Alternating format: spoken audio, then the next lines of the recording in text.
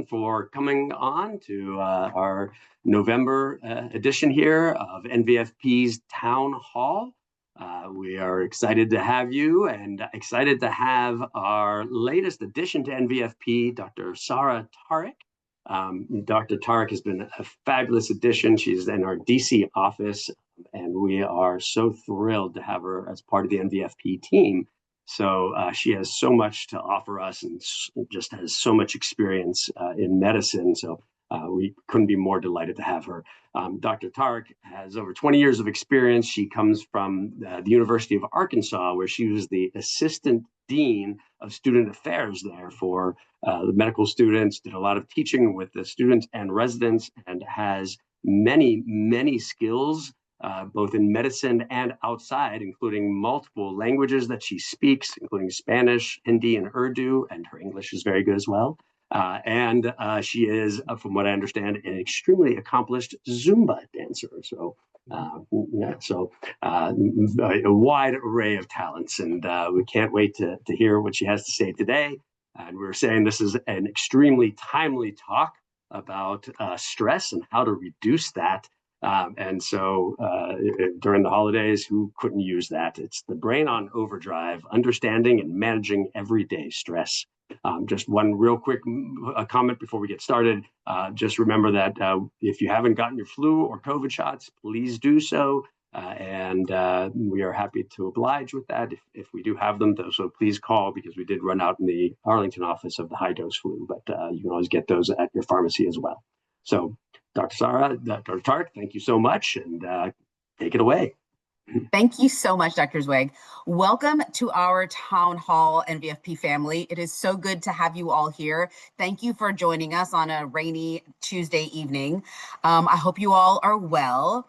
I'm really excited here to have the opportunity to share with you some of my thoughts and ideas around managing stress. And if you will bear with me, I'm going to share my PowerPoint real quick, and we will go from there.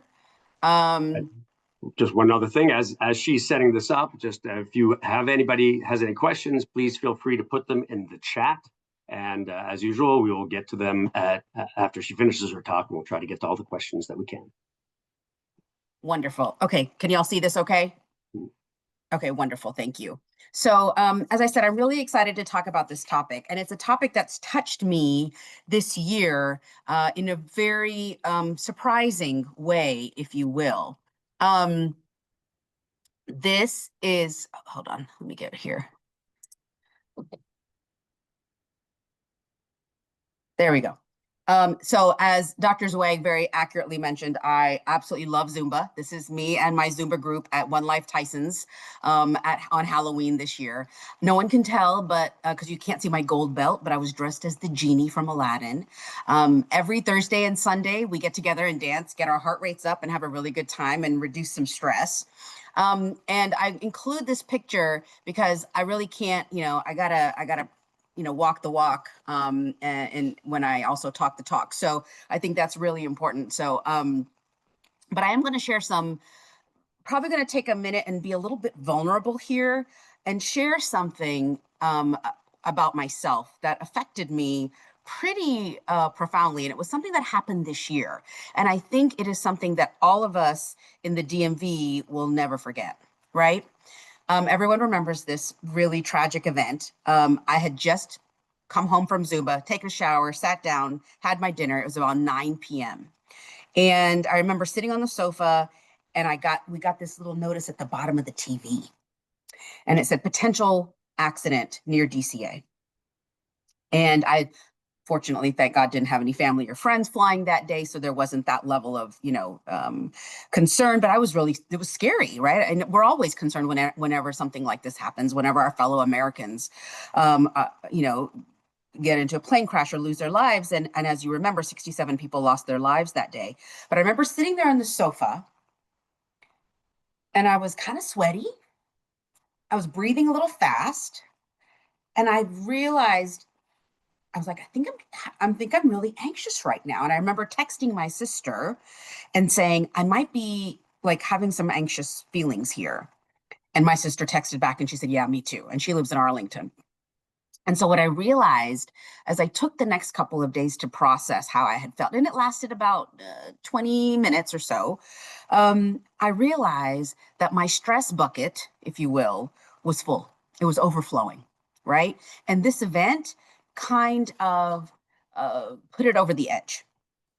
And so the questions that I'm going to posit today for discussion are three, right? What's unusual about stress this year in 2025? What does stress do to us in the short term? What are the consequences of chronic stress? And then I'm going to share some quick and easy ways in which we can counter this stress to empty our bucket. And I'm going to invite you to join me in a stress reducing exercise if you wish. Okay. Okay, we're not going to talk about orthopedics today, but this is what an ankle sprain looks like, right? This is not my daughter's foot, but it could have been last year.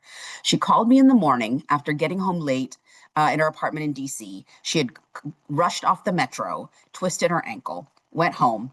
She couldn't sleep most of the night due to the discomfort. She couldn't walk that morning without wincing.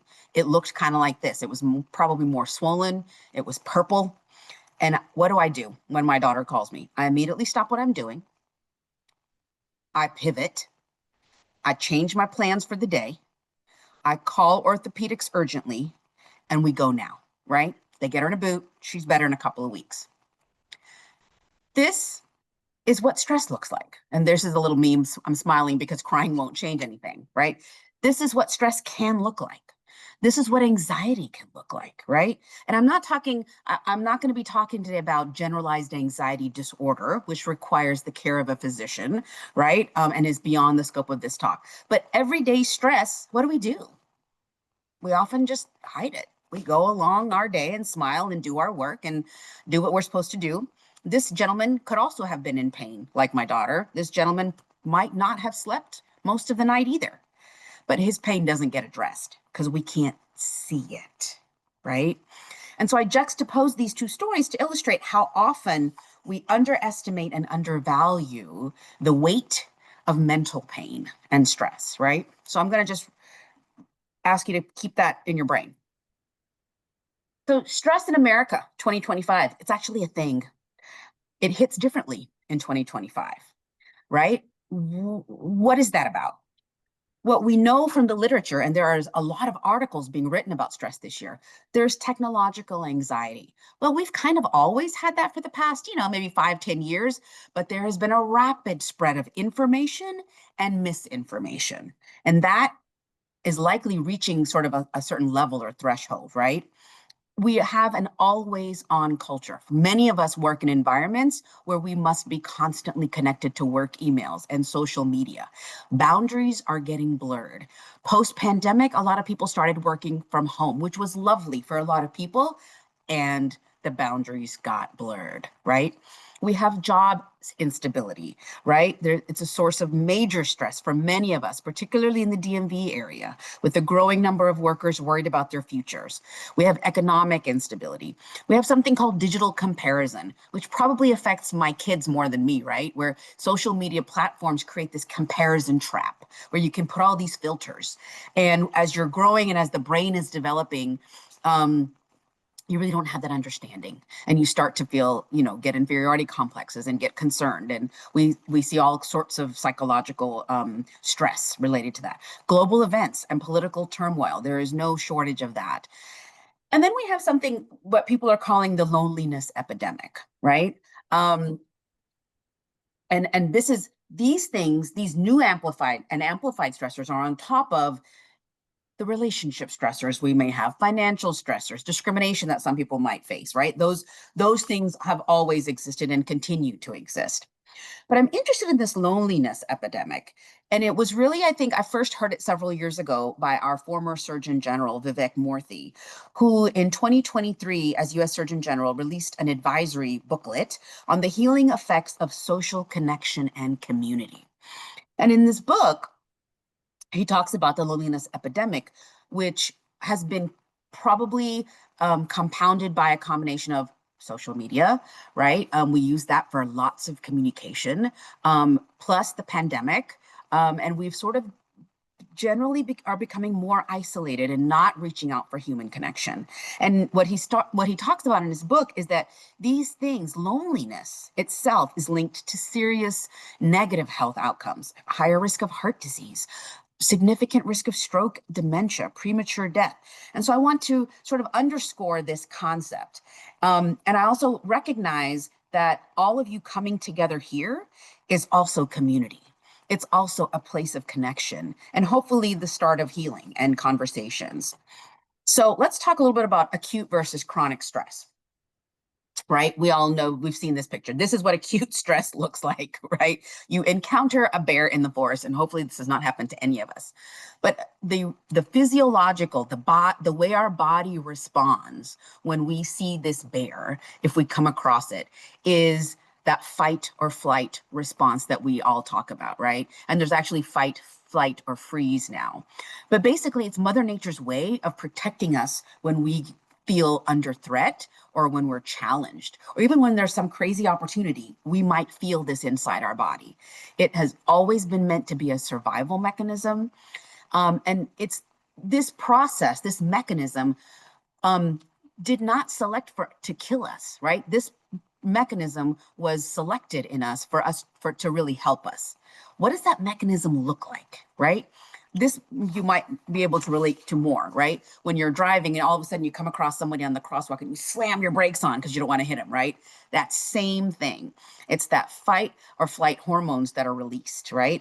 What happens in the body? It causes these fight or flight hormones cause an increase in our heart rate. Our heart muscle contracts stronger in order to deliver more blood to the body, in order to prepare us for flight or fight or to slam on those brakes, right? It happens in a millisecond almost. What else happens? Our pupils dilate so that we can see better.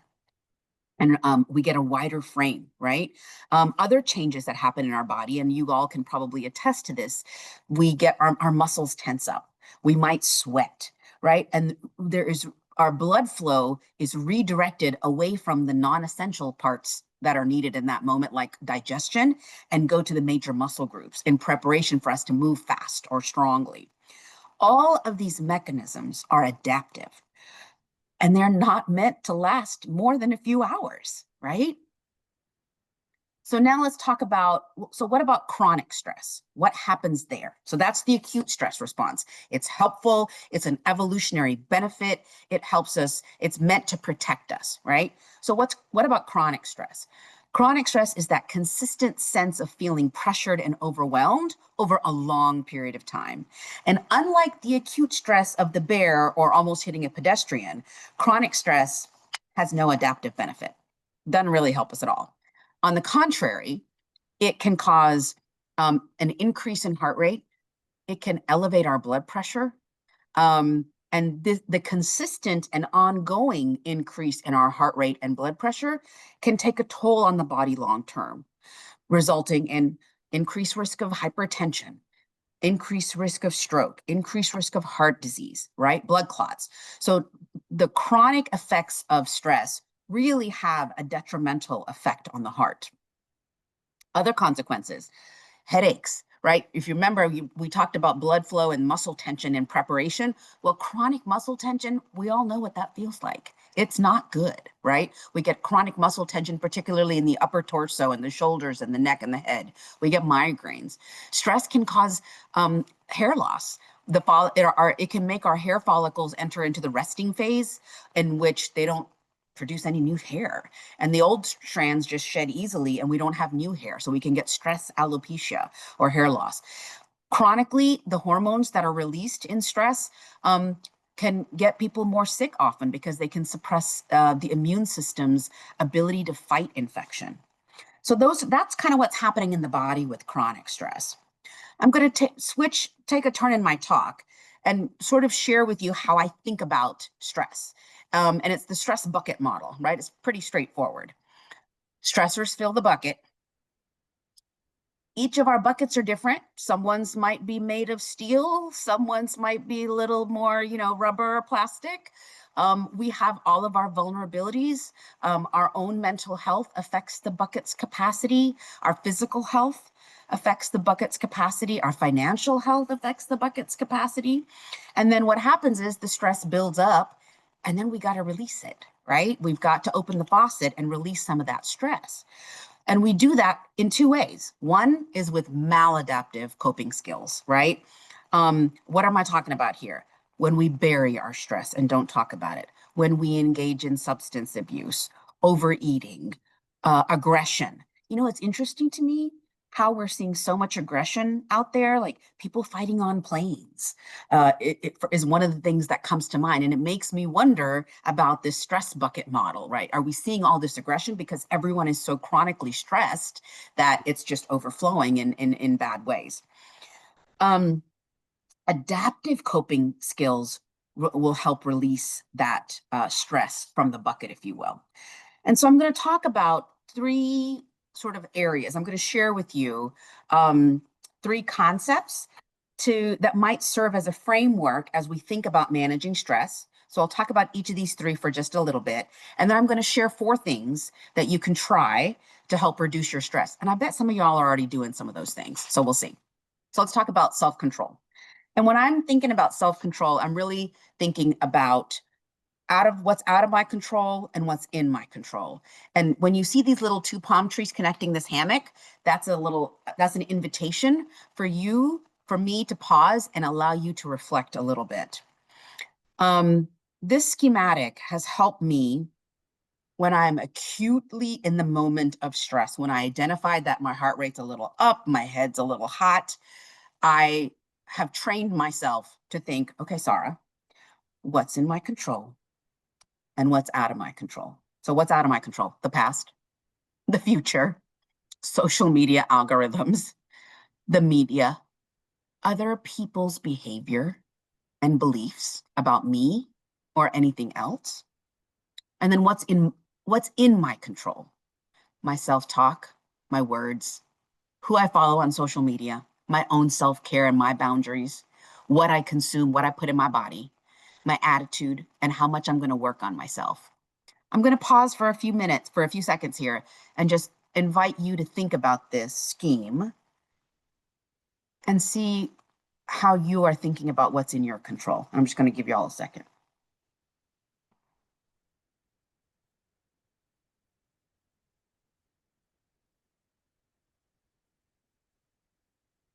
I'm not going to invite you to share, but do think about that for yourself, right?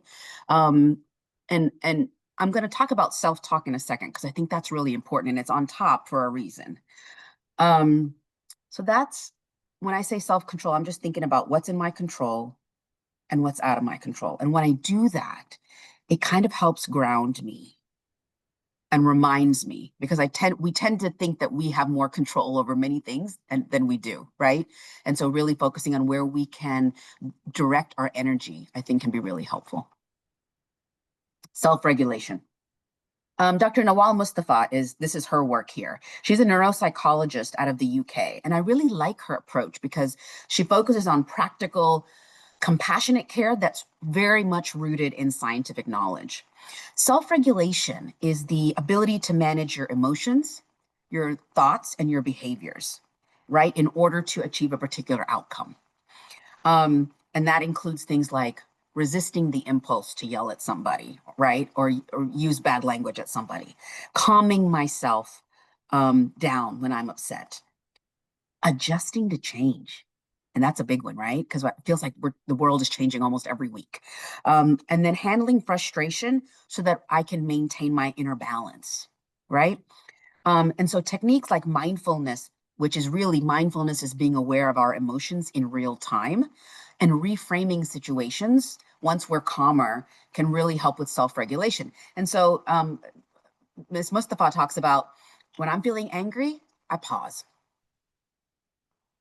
so I can think clearly and respond instead of reacting. When I'm overwhelmed, I write and prioritize, make lists.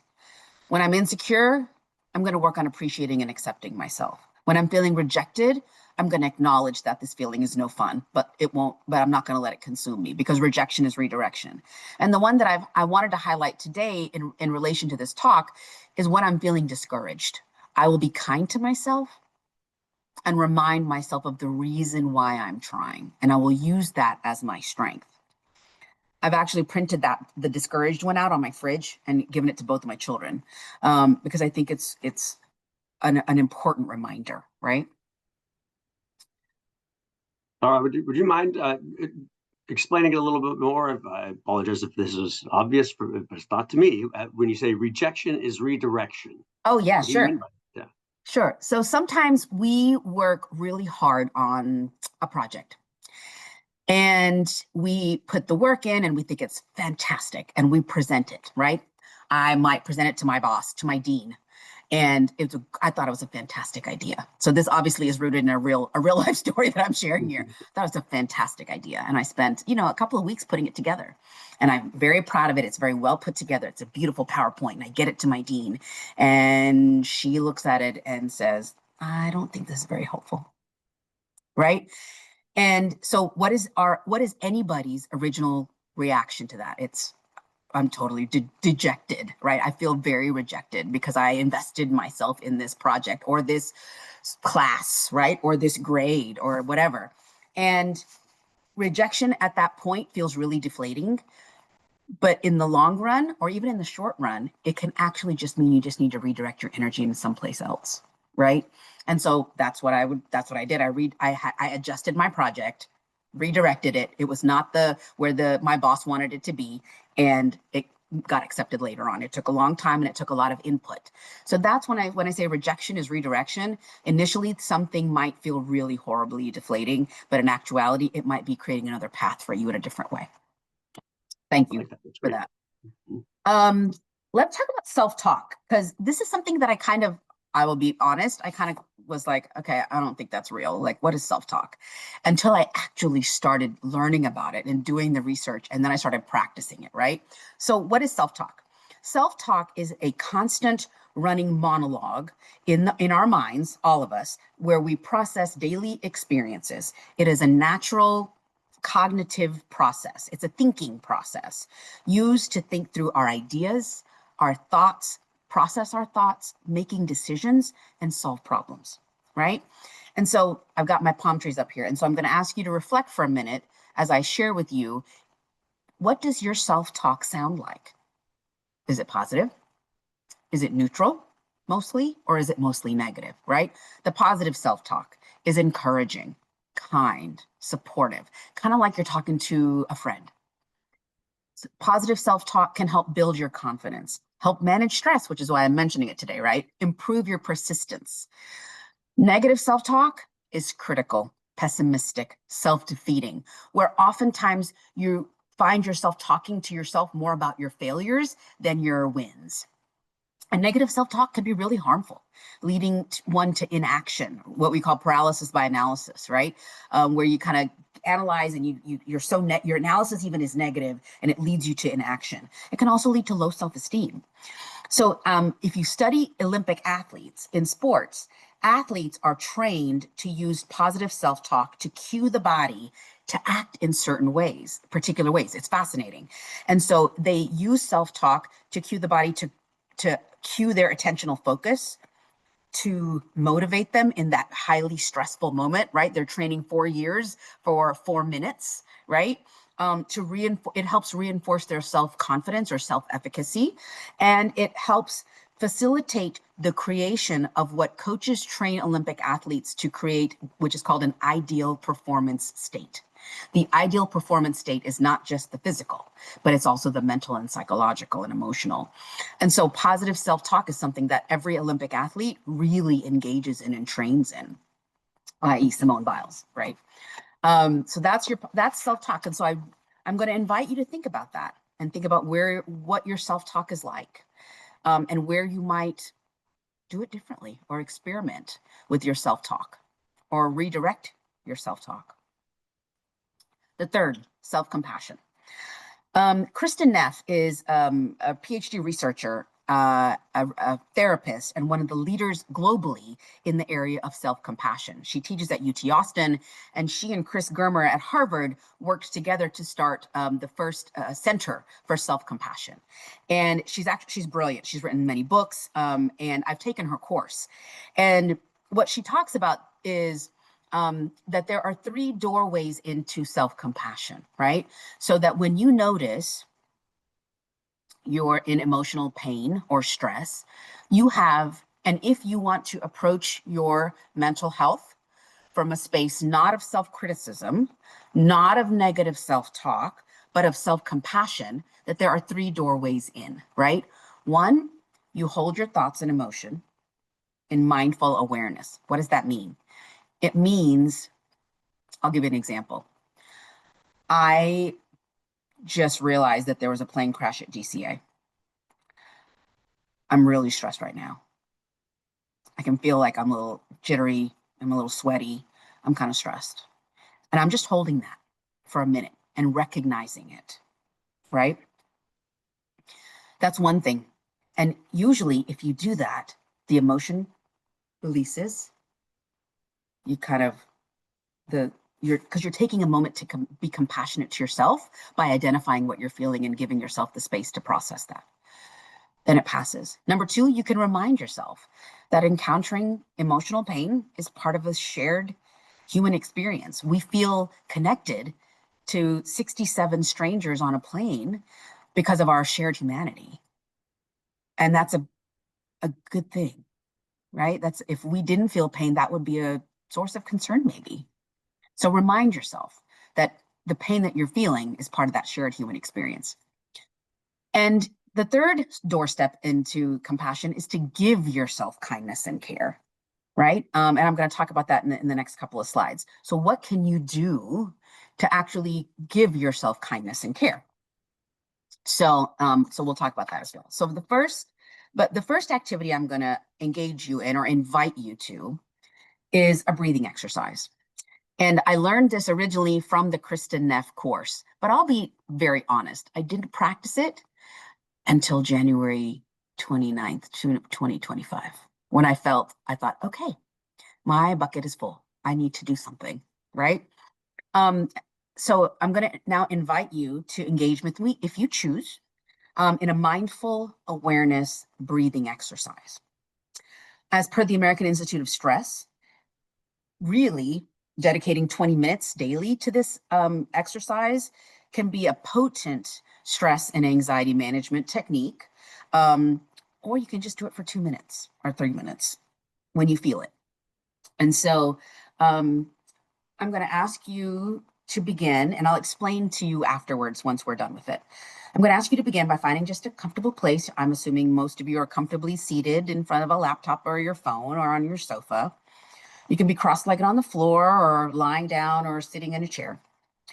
And I'm going to ask you to position one hand on your upper chest and the other on your abdomen, just below the rib cage. So right hand on your chest, left hand on your belly. And what I'm going to invite you to do now is allow your abdominal muscles to naturally relax. We're not showing anybody our abs right now, without any undue tension. And you're just going to inhale gently through your nostrils, and your belly's going to rise. And your hand will move along with it. So you're going to take a deep breath in, and you're going to exhale slowly through slightly pursed lips, slightly opened lips, while keeping an eye on the hand that's resting on your chest, which should remain relatively motionless. So just join me, if you will, if you want to, in a few of those breaths.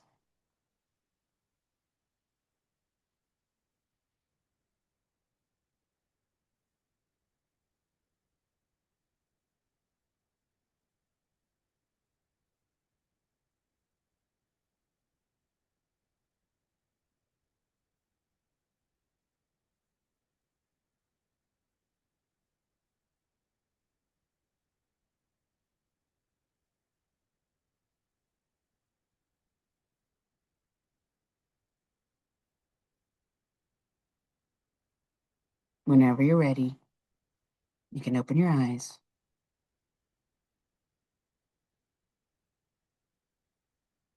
This exercise is called the diaphragmatic breathing exercise.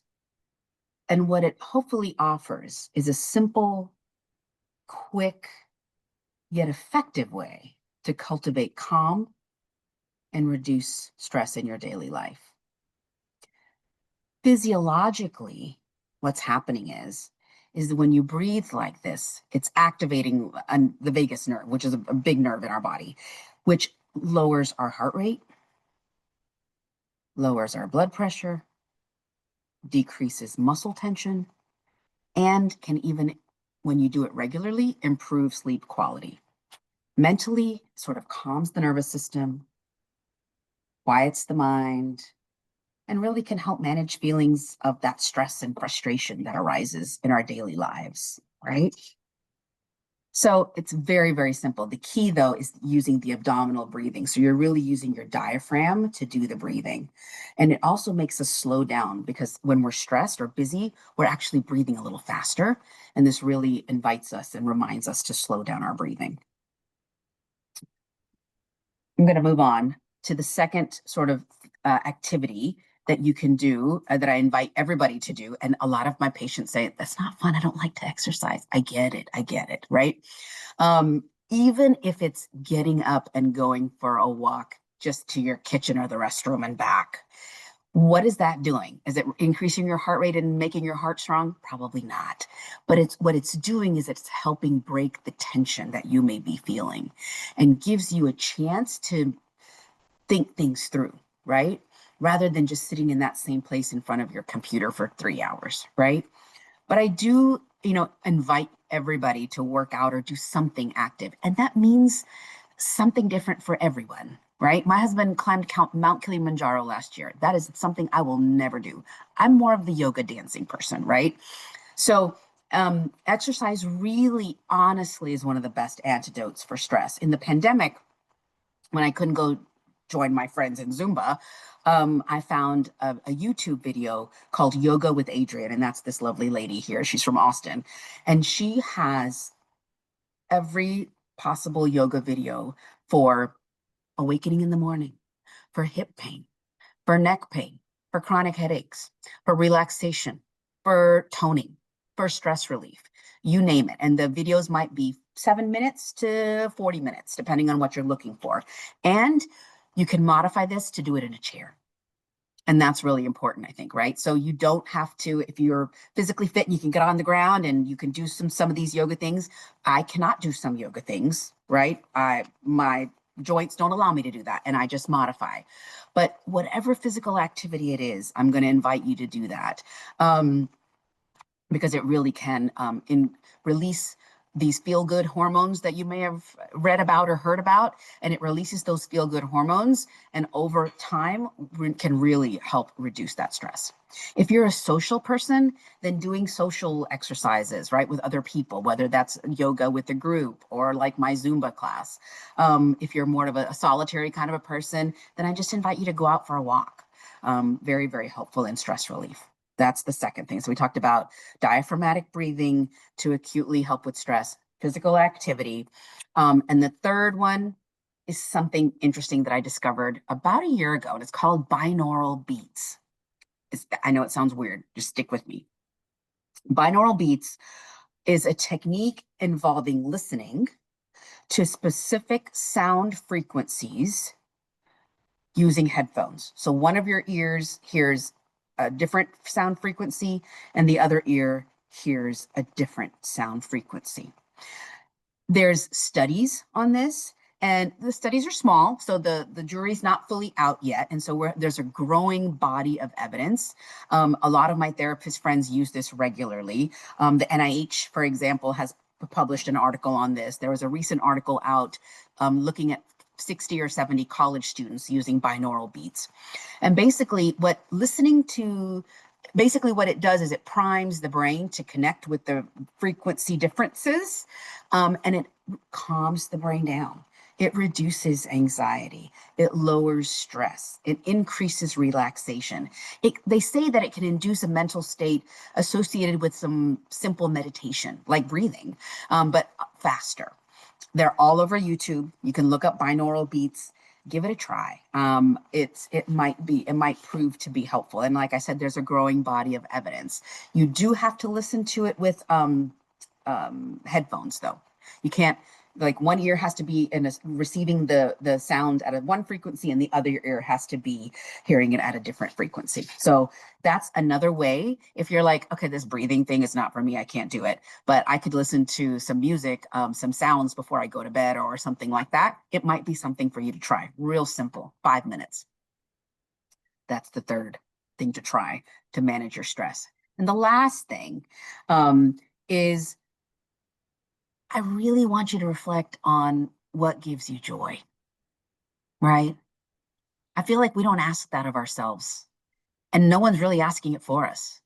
And so whether that's making music or listening to an inspirational podcast, dancing, reading, engaging in visual arts, something creative, hiking. Virginia's gorgeous. West Virginia's gorgeous.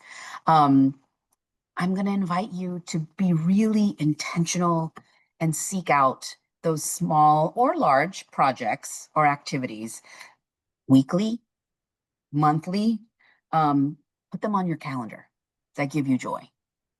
And that there's scientific evidence that tells us, that informs us, that engaging in these activities that take us away from the organizations and the deadlines and the left brain stuff and put us in a right brain kind of frame of mind that's creative and flows, can be really helpful in creating balance in our lives. And I know everybody says that, and some of us do it and some of us don't, but I'm going to keep saying it in hopes that we all do it. I'm going to end my talk by just reminding us about sort of what Dr. Vivek Murthy talked about, right? Like, we don't heal in isolation oftentimes, but healing really helps in community. And so I am, in that vein, I'm just really grateful that you all are here. I'm very grateful that you all joined today. And I would love to hear your ideas and thoughts and critiques and questions. And I really thank you for spending part of your evening with me. Thank you. Thank you. That was fabulous. That's great. If you don't mind, if I can, first of all, ask you, nobody's put in any questions that I see yet, but if you don't mind me asking, which of these do you engage in the most? Do you think it's your Zumba, or what happens when you are acutely stressed? What have you found that really works for you? Good question. So I've been doing Zumba for about 15 years. And so that's sort of my chronic daily kind of thing or weekly kind of thing. So when I am acutely stressed, the one thing that works the best for me is the breathing. It immediately gets my heart rate down, gets my blood pressure down, my muscle. A lot of us accumulate our tension in our shoulders and neck, especially those of us who are on laptops and computers most of the day. And so when I'm just sitting, right, that's all of us, right? And just sitting back and just taking those, like, literally 2 minutes, not even more than 2 minutes of breathing has made a huge difference for me, because I'm at the point where I identify pretty quickly, okay, my stress level is going from, a 4 to a 7. I don't want it to get to a 9 when it was on January 29th. It was not a fun place. It was not a good place to be. I wasn't helpful for anybody, right? And so I'm so aware of that night and how I felt that I'm like, okay, I'm a 7 now. I think I'm going to do some breathing for just a second. And that can be really helpful. Music as well, right? Oftentimes, I read in the newspaper or somewhere that the DMV, DC, is now the most congested, most stressful place to drive. Like, we beat Los Angeles. We duke it out every year. It goes back and forth, I hear. But yeah, you're right. It is definitely up there. Yeah, I had no idea. And so I drive in from Northern Virginia to DC 4 days a week to get to clinic. And I am very intentional now, very intentional about either listening to a podcast that I really enjoy or that I'm learning from that really absorbs me, or really enjoyable, peaceful music. Very, very helpful. That's fabulous. Yeah. If you don't mind, this is something that as physicians, obviously, we deal with all day, every day, both for ourselves, because our jobs can be stressful, and for our patients, because they're dealing with all the stress too. And, not just the commute, but just being inside the Beltway, the rat race, and all the things that go on around here. It can be a wonderful place to live, but also can be very stressful for everybody. And I love the bucket analogy. I haven't heard that one before. What I've heard, another way to look at it is called the brain gym, where the bucket is you're getting your bucket filled with stress, and you need to release that stress somewhat. The other way I've learned about it is that each stressor is like an extra weight that you're putting on a barbell, and for each more and more stress that you get, the more weights you have to put up. Well, if you want to put up lots of weights, you have to exercise. You got to exercise your body, you got to exercise your brain. So doing de-stressors like meditation, sleep is always my favorite, doing, exercise, music, whatever that is, getting yourself in a better frame of mind, preparing your brain to be healthy and take some time off from the stresses of the day, sort of gets your brain in better shape so that you can lift those weights when the time comes. And if it's a 50-pound weight, that's not so hard. But when it's a 400-pound weight, you've got to be prepared and in shape, or else things are going to fall apart. So the more you do to get ready for that will help you. So, not just empty the bucket when it comes, but also be able to lift the bucket if it's full. And so, I think I like both ways of looking at that. I love that analogy. Absolutely. Yeah. And I'm going to echo what you said, Dr. Zweig. I feel like in our culture, we often brag about how little sleep we can function on. Like there's this cultural thing where, I don't need that much sleep. And we know that when we don't sleep, our stress hormones are high. We eat more. Our brains need that rest. And sleep is a form of self-care. Absolutely. It really Sleep. is. And also at this time of year, being careful about your alcohol. Also a fabulous way to stress yourself. Maybe not at the time when you're drinking, but the next day, your stress level would be significantly higher than it would have been if you did not have anything to drink. So certainly keep that in mind. Absolutely. That's another conversation that I have on a regular basis. Yeah. So, and our esteemed Dr. Sullivan wanted to say, I don't know if you see this, he put a question in here. It says, many of us can be vulnerable and experience health-related anxiety. What would you say to new patients who are looking for a doctor and want to seek help with this anxiety? And what can we do now to improve before seeing the doctor? I think that's a great question, Dr. Sullivan. I think, and we're seeing this a lot. Even I just joined NVFP, the practice in March, and a significant percent of my patients come in and they're not only stressed, I'm worried that they're getting burned out. Right? It's that 2025 phenomenon, or probably the accumulation since the pandemic, honestly. But this accumulation where I'm seeing a lot of burnout. And I think that really seeking out, like engaging in these simple exercises. And these are now a lot of times, if you seek these out on even your social media, right? If you're like, okay, I don't have time for books, but the social media outlets really are offering very similar things. So part of the national conversation, and I'm really happy to see this, part of the national conversation now is about self-care. And it's engaging in different forms of self-care. And it's not feeling guilty when you take time out to say, I'm going to go take that art class, or, I'm going to go for a walk, for a 20-minute walk. And what I love about the DMV, or a lot of the areas around here in Northern Virginia and DC that I didn't have in Arkansas, is that this is a very walkable place. There's beautiful trails, simple places to walk around. And so I'm really, again, going to invite everyone to start reading about self-care.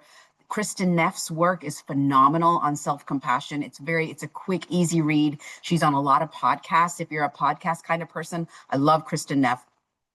And so there's a lot of opportunity for learning and engaging and practicing in this different form of self-care. I would also invite everybody, if you don't have a doctor yet and you're looking for a doctor and you're worried, if you feel like, I'm chronically stressed, I feel it, right?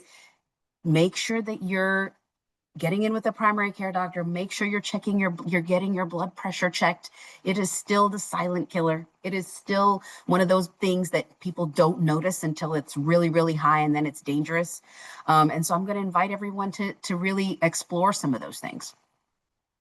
Yeah, it's fabulous.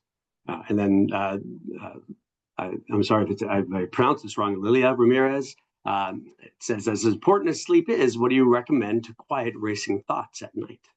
This could be its that's own. a good one. That could be its own town hall by itself. But I'll let It you. absolutely could be.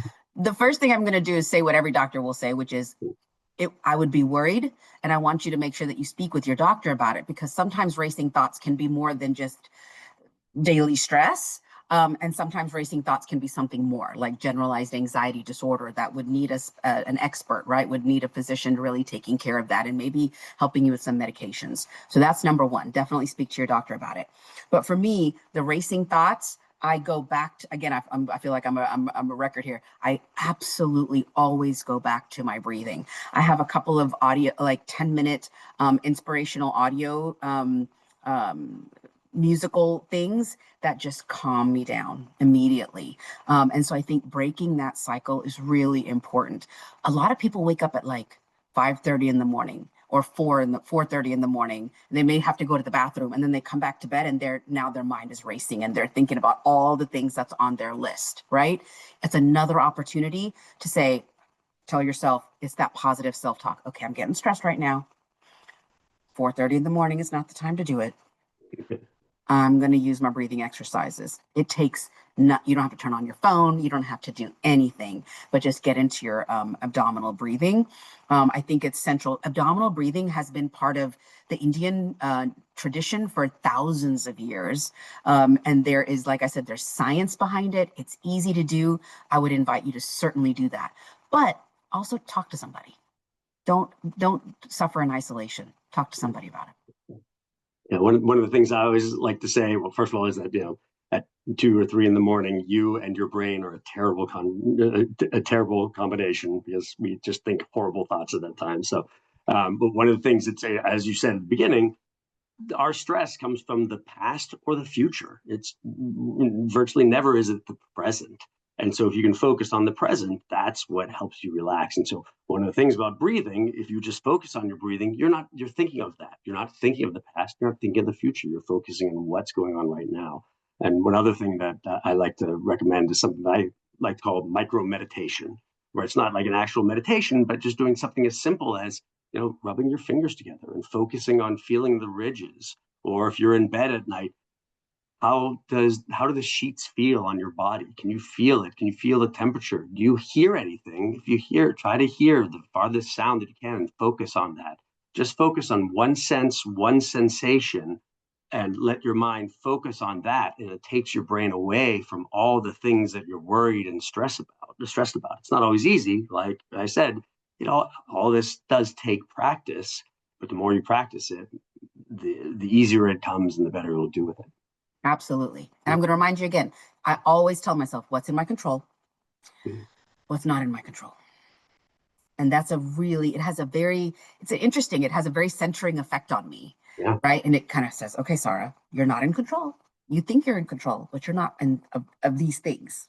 And so step back, take a step back. And I will sometimes physically find myself taking a step back, take a step back. And that can be very helpful too. Yeah, no, I think that's fabulous. That's a wonderful way to think about it. So, well, that's great. It looks like we've gotten through all the questions. So I think this was really terrific and a really timely and fabulous talk. So one that I think everybody could use. So make sure you all practice it, especially when your families come for the holidays, or if you're going there. This is a great time to practice all these. I appreciate the thoughts. I appreciate everybody for taking their time out tonight to come and listen. I think this was terrific. And if you are looking for a doctor or know somebody who is, Dr. Tariq is taking new patients in DC. And like I said, we're thrilled to have her. So thank you so much. Thank you all so much. It's a pleasure being here. Yeah, that's great. All right. Have a great night, everybody. Take care. Bye-bye.